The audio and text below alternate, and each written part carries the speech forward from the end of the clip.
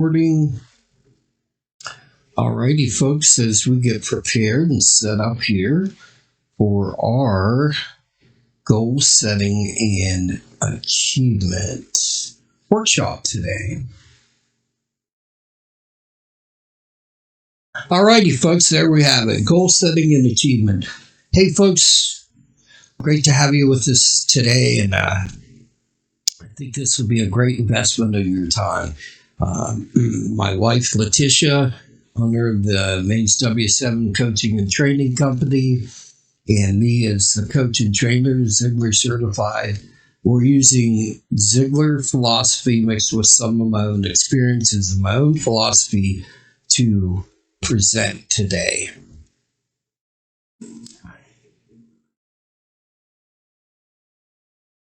You gotta have goals. Yeah, you might be like this gentleman here. What?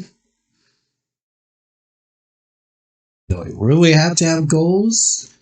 I don't know. Folks, we all want to have legacy. As we're looking over this picture, I think it speaks for itself how at the end of the day, an entire, looks like a couple generations, one generation passing their legacy down. And folks, believe it or not, you're going to leave a legacy. You have a character and a reputation, legacy. You can leave an inheritance, but your legacy can be either intentional or haphazard. You do have a choice to make an intentional impact on other people's lives. Where's your source of truth? Where did you get your input from? Do you reflect on your life? Do you think about how negative thinking affects you? They release power. We wouldn't have got to the moon. We wouldn't have built several of the things we've done.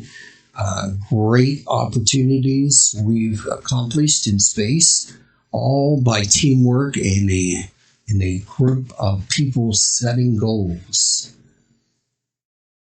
Golfing's a goal. You started hole 1 and you worked your way to 18 through practice and looking ahead. You know, obviously they didn't get to the top of the mountain just wandering around, did they now? What's this picture represent to you? Most of these folks are heading somewhere, but do they really, are they heading there intentionally, or are they just getting there, getting somewhere, staying busy, another day in, another dollar, another day in life?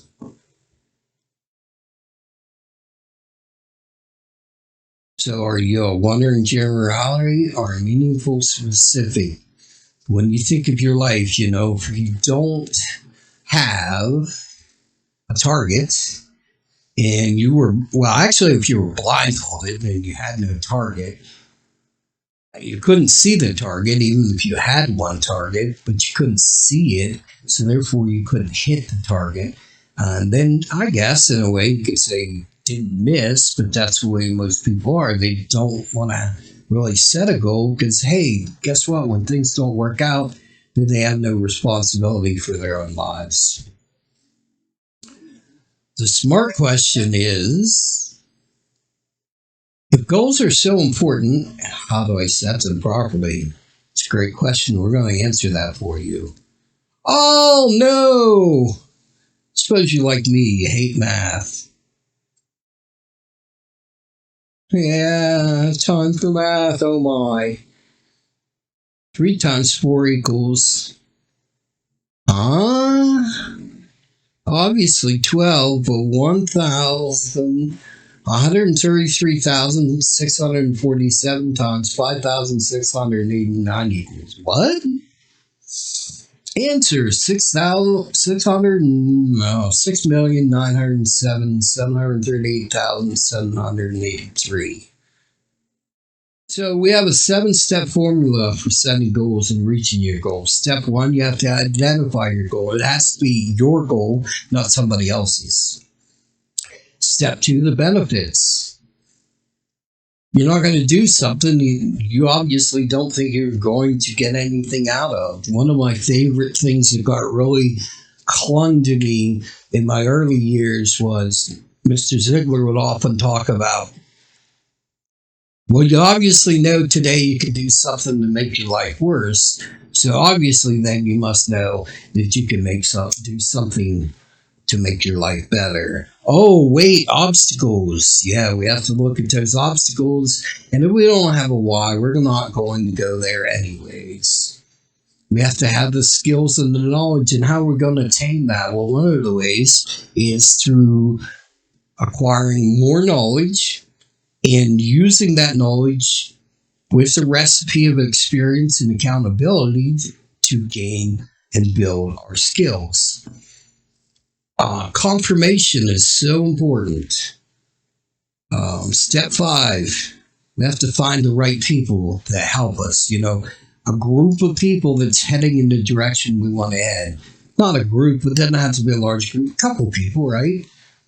We have to have a plan. No plan, we're just wandering around and around.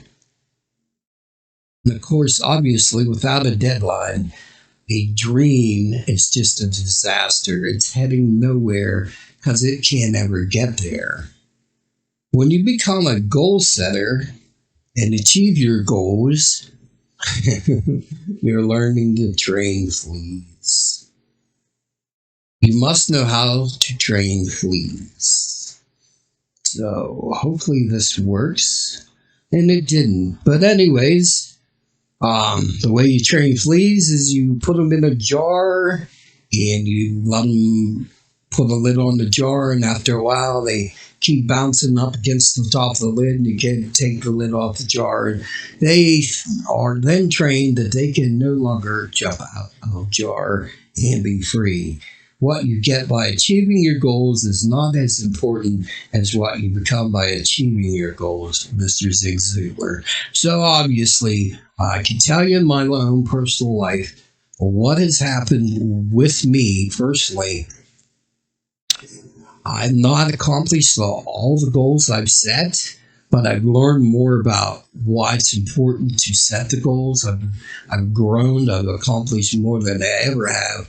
And then I've started to realize and take on and work on other things. So, hey, folks, thanks for spending this time with us, investing your time with us this afternoon.